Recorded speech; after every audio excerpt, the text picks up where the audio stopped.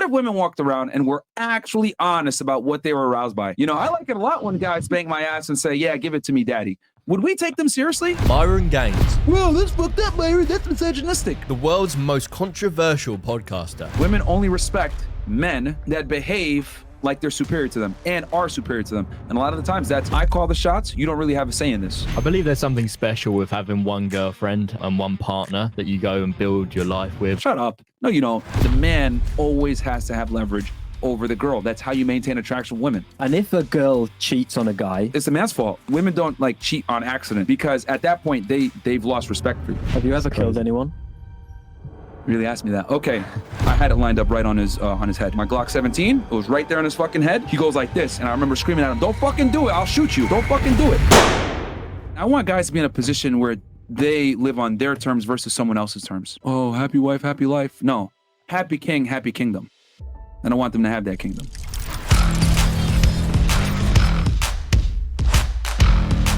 No. So for the few viewers that obviously don't know what you do, can you explain quickly what your podcast is all about and what your message is to young guys? It's basically for guys to get out there and become the best version of themselves in an ever-changing world and adapt to the new normal. You know, the days of being an average guy and being able to kind of just coast, right, and make enough money for yourself and, you know, a wife and kids, you have to be exceptional nowadays. Women have more choice than ever had before. We have guys with the lowest testosterone ever. We got obesity going crazy all over the Western countries. So, and masculinity, I you know, from what I see has been slowly deteriorating. And I need guys to get back into, you know, what made us men in the first place, to understand that, hey, you're the man, you're responsible, but at the same time, don't let these feminists trick you and tell you that you don't have authority.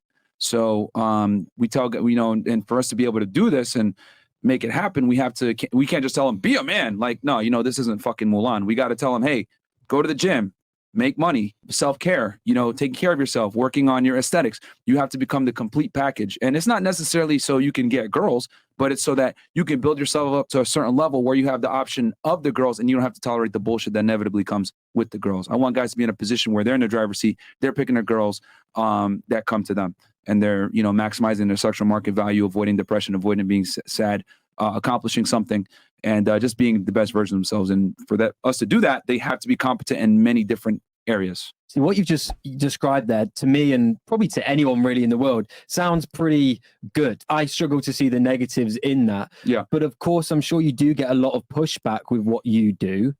A lot. So where does that pushback come from? What are the reasons people give to why they might not like you and the show in general?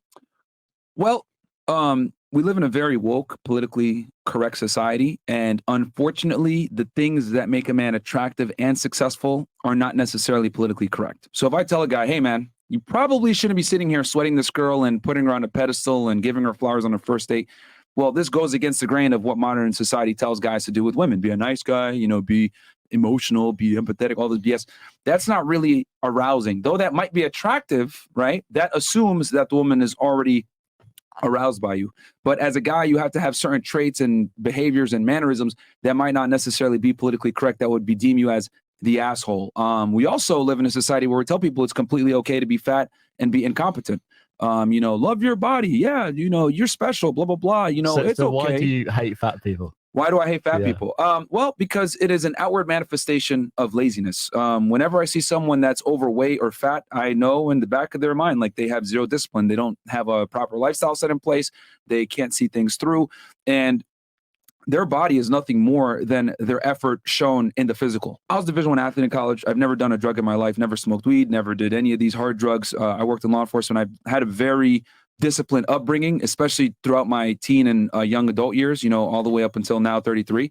And I look at it like that was really tough, you know, to be waking up every morning at 4 or 5 in the morning training. I was rowing in college and going to the gym. And I'm like, dude, if you can't even go to the gym 2 to 3 times a week to maintain your figure, like, what are you doing? You can't control the food that goes in your mouth. What the fuck is wrong with you? But, you know, we live in a very gluttonous society nowadays, and there's no ramifications for it. We tell people to love their body, and this fat acceptance crap, it's bullshit. If I was prime minister, I'd have them extinct in 30 days. Fucking everyone, 99% tax. You know what I mean? You can't, you literally, I'm going to put them in fat concentration camps, right? Where they're losing the weight. They got to eat healthy food. They got to exercise and have a healthy diet. And then bam, I'll have, I'll bring down the fucking obesity problem within a few months. So why do you think they're not doing that? What's the agenda? Why have they decided to put all these fat people on pedestals? A multitude of reasons. I would say the biggest reason is because, shockingly enough, a lot of women are fat, and we don't tend to hold women accountable for poor decisions in Western society. So since a lot of women are fat, we're like, oh no, it's okay. Love your curves and you're special. And, you deserve the best no matter how you behave. And, it's just. Is that coming from girls, or is that coming from simps that just want to accept anything they can get? It's a two-pronged problem. So first, the feminists and, the liberals say, hey, it's okay, right? And then, obviously with women, they're like, it's okay, you're special, blah, blah, blah, right? And then the simps on top of that go in and validate their poor decisions of them being a beluga whale. So, it's just crazy, dude. It's just crazy. And then even on the male side, you can make the argument, with Leonardo DiCaprio. I remember a couple years back, they said, oh yeah, dad bod is so attractive. And I was like, well, he's Leonardo DiCaprio. He was in fucking Titanic. Of course you guys are going to say that. But if it was like some regular dude and he had a dad bod, they'd be like, ew, no thanks, So it's very misleading. And that's another thing too, why guys need to really wake up. Like, you really think women like fucking dad bods, dude? No, it's because it's Leonardo DiCaprio. Status means everything. If your status is high enough, you're able to override certain detriments to your look because of your status alone. And perhaps women kind of say, I like dad bods because, I don't know, is it in a way, is it less intimidating for them? The girl probably thinks the guy isn't going to cheat. What I've realized is that like women are very reluctant to admit what arouses them. So like there's two different things, right? There's like attraction and then there's arousal. So like attraction is like being romantic, being nice, being empathetic, being a good listener, all this shit, right? And then there's being arousing, right? Which is like you're attractive, you're physically attractive, you're dominant, you can put her in her place whenever you need to. You're able to, facilitate these things even in the bedroom, whatever it may be. And the thing is that women tend to always omit the arousal portion, but they'll tell you the attractive portion. And if you have the attractive portion without the arousal portion, well, you might get the girl, but you might just be a guy that is like, what I call a placeholder boyfriend. Like maybe you make money, but you're lame and she's with you for the money. Or maybe you're, very physically attractive, but you don't have the killer instinct to be to like actually be dominant, right? She's running the show. So what I've noticed is that women are very reluctant to say what actually arouses them because it makes them look bad. If a girl walked around, think about it. Let's go into an imaginary scenario, right? What if women walked around and were actually honest about what they were aroused by? Yeah, I like it a lot when guys slap me and tell me I'm a dumb whore. I like it a lot when guys spank my ass and say, yeah, give it to me, daddy. Would we take them seriously? The answer is no. So they would never admit that, but that's what they like, so I was reading some crazy stat somewhere that like a large percentage of women like have fantasies, not saying that that's ever acceptable, but women are attracted to certain carnal traits in men that they're never going to admit because they don't want to be looked at as hoes by society. Yeah, I was once dating a girl and she said, I want you to run after me around the house and pretend that it's a rap situation. Yeah. Dude. I know a guy, crazy fucking story. I know a guy, he runs a business, right? Girl signs a waiver, right? Pays him the money. He breaks into her house like a year later when she doesn't know when it's going to happen, by the way. And he fucking kidnaps her and throws her in a trunk and gives her the fantasy. No way. Yes, dude. Yes, I know a guy that does that shit. It's fucking wild. Like, but it makes sense. If you look at the most popular book for women, one of them is 50 Shades of Grey. Mm-hmm. What does that book show? Well, the man has all the attractive and arousing attributes. He's tall, good looking, has money, has this able to provide security, dominant, assertive, has a weird fetish with, whips and chains and shit like that. So he checks off all the boxes on, the politically correct side and on the not so politically correct, less flattering sides of female nature. And that's why that book did so well with women, because they get aroused in their head, but they can't admit this shit because we're going to lose respect for them. And remember, feminists worked 60, 70 years really hard to be equal to us, even though they're not. But they worked really hard to try to get, create the illusion that they are and they should be getting all the same, rights and privileges that men do. But that's why they're not honest about that. Is buying flowers on a first date such a bad idea? Because I know last time we had this discussion and I said, I bought my girlfriend flowers and her mum flowers on the first date. And she's sitting behind the camera now on the podcast. Mm-hmm. So yeah, obviously that worked out for me. Mm-hmm. Is it a rule that you have to stick to? You can't do flowers if you set up the frame in a certain way that's okay? It really depends. So like there's always exceptions to the rule for everything, of course. But in general, I would say if you're in an English-speaking first world country where feminism has reared its ugly head, you probably don't want to give a girl flowers off rip because you don't want to come off a certain way. Like some women might really appreciate it, right? If she's already attracted and aroused by you, she'll really appreciate it.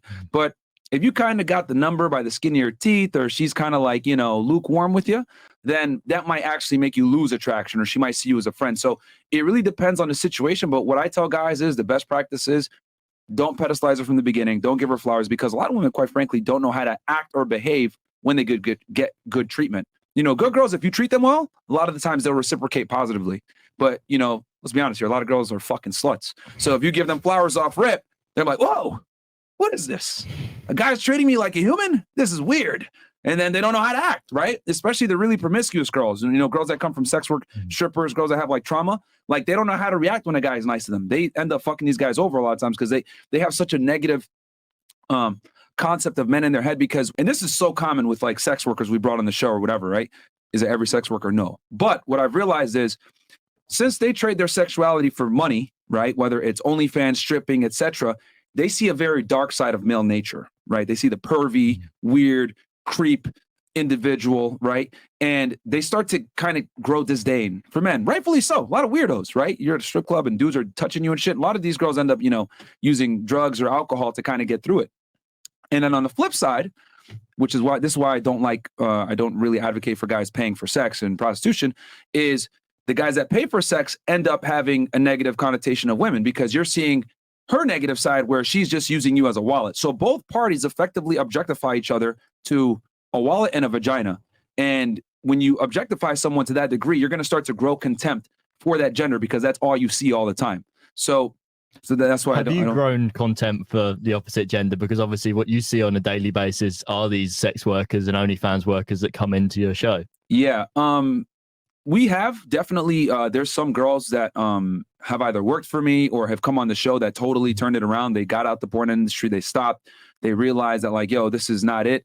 And, if girls listen, I've always said it, if women actually listen to the podcast without their emotions and listen to what we're saying, the content, not necessarily how it's said, because women tend to care way too much about how I say things versus what I'm saying, they would get a lot of game and they would understand like, damn, this is what men really think. I need to swallow my pride and accept this. But it's very difficult for podcasts like this to beat the brainwashing of TikTok. If you scroll through female TikTok, it's fucking low IQ bullshit.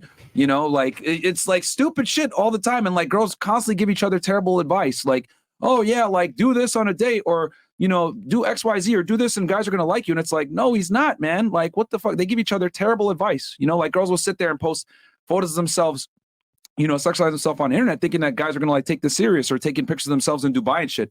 Like, dude, anytime I see a girl on a private jet or like in Dubai or some like really ritzy place, I'm just in my head like, whore. Like, I know you didn't pay for that. The fuck out of here. Shagging for that. Yeah, dude. Like, come on. The problem is, of course, when they do post those pictures, they still get massive amounts of, let's call them simps or whatever. Yeah. They get, 200,000 likes on that photo. So to them, this is what guys want. But it's not necessarily the guys they're after. It's not what they want, but in their head, guys like this because I'm getting likes. And when I post a clothed picture, I'm getting half the amount of likes. Yeah. Well, the need for attention overrides respect for herself a lot of the times, right? So, and the other thing too that guys need to understand on Instagram is that women are secretly competing with each other. And what I mean by that is they want to take the best pictures, they want to look the hottest, etc. But what they don't realize is by doing that, you're marketing yourself, but you're marketing yourself in an ineffective manner for men to take you seriously, right? Maybe will you get a date here or there? Will you meet a celebrity here or there? Will you maybe hook up one of these guys, have a fling with them? Yeah, for sure. But are they going to take you seriously? A lot of the times, no, right? Because most guys that are sane and aren't weirdos don't want their woman all over the internet naked, but women have a skewed perception and they think that that's attractive. The other thing too, from being on the pod and interviewing, we've interviewed almost 3,000 girls, is they tend to think that their social status and their money matters, which I always laugh. Like, no one gives a shit how much money you make. Guys might lie and say, oh, wow, you're educated. That's so attractive. But in the back of his mind is, I don't go fuck, bro. I just want to smash. So would you mind if your girl earned more than you? I don't think I'd be with a girl that made more than me. It just because the dynamics are going to be off. Can you establish frame with a girl that makes more money than you? Absolutely. It can be done. But what I've come to realize is that women that are high earners are annoying because they're like me and I don't want to date myself. Typically, if you're a high earner, right, you're going to have an A-type personality. You're not going to be agreeable. You're going to be busy all the time. You're going to be stressed. It ages you more. like you're going to be more masculine in your behaviors in general because, you know, earning money a lot of times requires masculine traits. And I don't like that. I don't want to date another A-type What personality. about those guys that, you know, put their girlfriend on OnlyFans and they're profiting that way? So technically she's earning more than them, but they're the ones in charge of the operation. I disagree with that.